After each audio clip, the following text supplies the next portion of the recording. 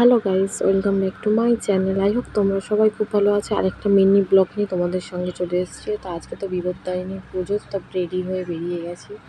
এই দেখো জামে দাঁড়িয়ে পড়েছি রেডি হয়ে।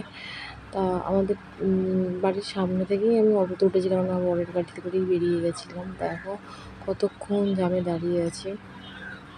আর মাকে তো রেখে এসেছি, মেয়ে মায়ের কাছেই রয়েছে, আমার শাশুড়ির কাছে।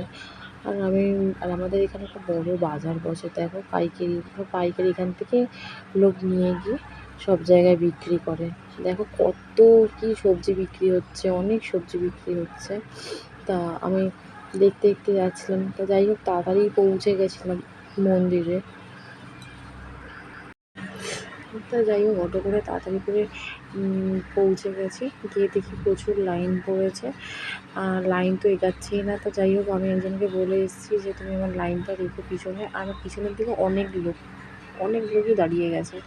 তা সামনাসামনি এসে গেছি, ডালা নিয়ে এসে গেছি। ডালাতে এবার মায়ের পুরো একদম সামনে চলে এসেছি, মানে মন্দিরে একদম ঢুকেই গেছি।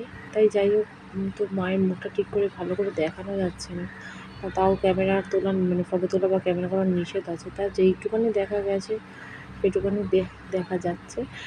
আর তখনও দাঁড়িয়ে রয়েছি, তখনও মানে পুজো আমাদের মানে শুরুই হয়নি, তখনও দাঁড়িয়ে রয়েছি। তো যাই হোক, পুজো দেওয়া কমপ্লিট হওয়ার পর পিছন দিয়ে গেছিলাম, তো পিছন দিয়ে দেখা গেছে ঠাকুরকে।